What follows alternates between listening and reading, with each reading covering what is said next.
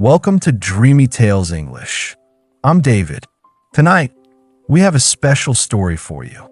It's called The Hanfu Girl of Nanjing. Nanjing is a city in eastern China that has been called the most poetic city in the country. For over 2,000 years, it has been the capital of 6 Chinese dynasties, and its streets still carry the echoes of emperors and poets, scholars and merchants, lovers and wanderers.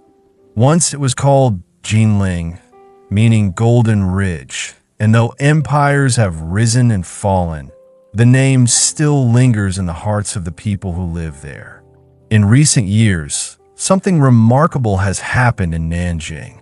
A growing number of young people, mostly women, but increasingly men too, have begun wearing Hanfu, the traditional clothing of the Han Chinese people, in their daily lives. Hanfu consists of flowing robes, wide sleeves, and sashes tied at the waist. It is elegant, graceful, and unmistakably Chinese. For centuries, it was the everyday clothing of the Chinese people. But after the fall of the Qing dynasty in 1912, it was largely replaced by Western-style clothing. For most of the 20th century, Hanfu was seen as old-fashioned, impractical, and irrelevant. But now, something has changed. In the spring of 2025, a wave of Hanfu revival swept through Nanjing's universities and ancient sites. Young people began wearing Hanfu to school, to work, to the subway, and to the parks. They walked along the Ming City Wall in flowing robes. They took the metro in silk dresses. They drank bubble tea in embroidered jackets. And they posted photos on social media where millions of people in China and around the world watched with fascination. Among these young people was a girl named Xiaoya.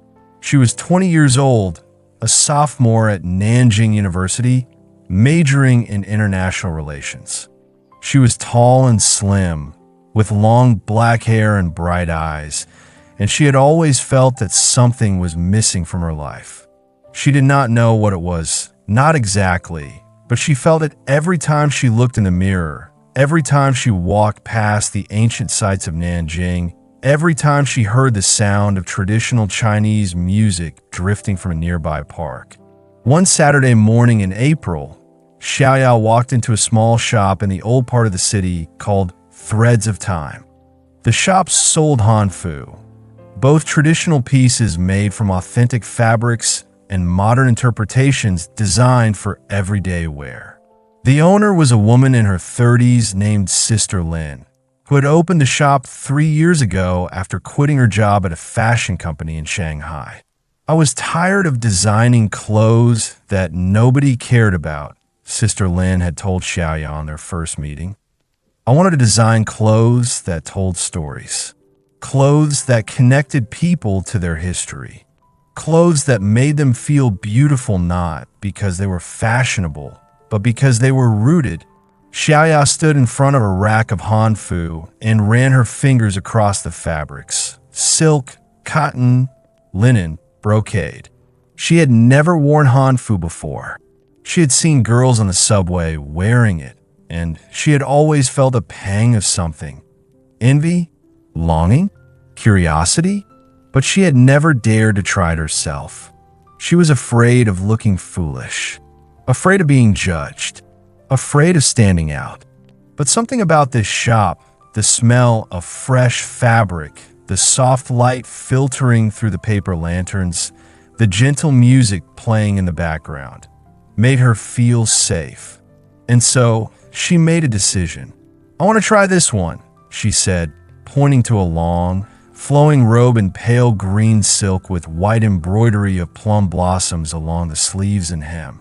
Sister Lin smiled. "Good choice. That is our most popular piece. It is called Spring Awakening. It represents new beginnings." Xiaoya took the robe to the fitting room and changed. When she stepped out, Sister Lin looked at her and nodded slowly. "You look like a poem," she said. Xiaoya looked at herself in the mirror.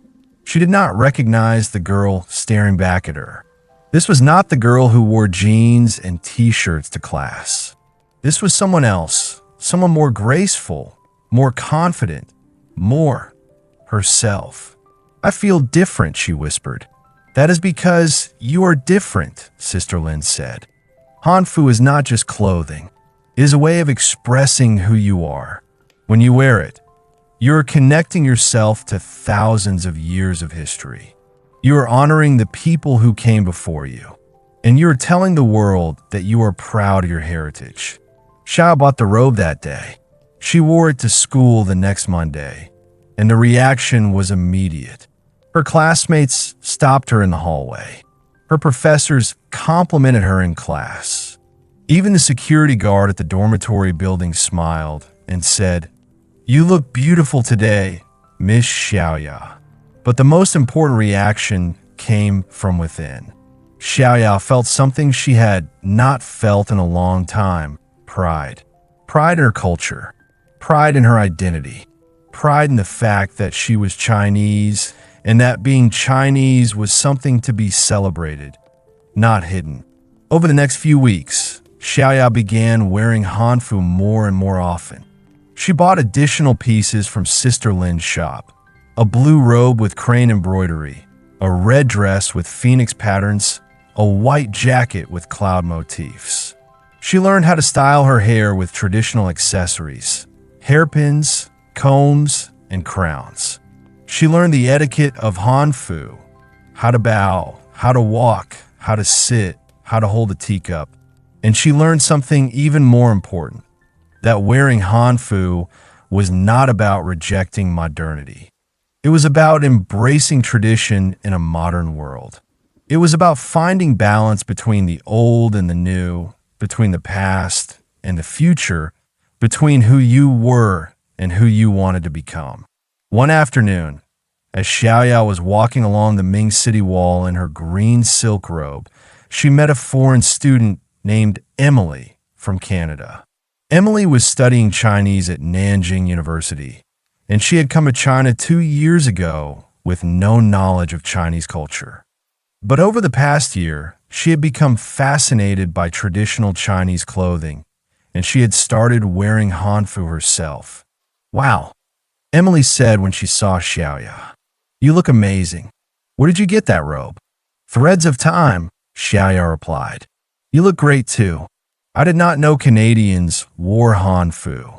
Emily laughed. "I did not either, until I came to China and realized that Hanfu is not just Chinese clothing. It is beautiful clothing, and beauty has no borders." They walked along the city wall together, two girls in Hanfu, one Chinese, one Canadian, talking about culture, identity, and the power of clothing to connect people across differences. "That is what Hanfu is really about," Emily said. "Not nationalism, not exclusivity, but connection. When you wear something beautiful and meaningful, you invite others to understand you. You open a door, and sometimes that door leads to friendship." Xiaoya thought about this as they walked. She thought about Sister Lin's words. Hanfu is not just clothing. It is a way of expressing who you are. And she thought about Emily's words: beauty has no borders. And she realized that she had found something far more valuable than a new wardrobe. She had found a way to express herself, a way to connect with her culture, and a way to connect with the world. That evening, Xiaoya posted a photo of herself on the city wall in her green silk robe. She wrote a caption in both Chinese and English. "I am Xiaoya. I am 20 years old. I am a student at Nanjing University, and I am proud to wear Hanfu, not because it is old, but because it is beautiful. Not because it is Chinese, but because it is human. Beauty has no borders." The photo went viral. Within a week, it had been viewed by millions of people around the world. Comments poured in from China, from Canada, from Japan, from France, from Brazil, people from every country and every culture saying the same thing. You look beautiful. And Xiaoyan knew, with absolute certainty, that she had made the right decision. Good night and sweet dreams.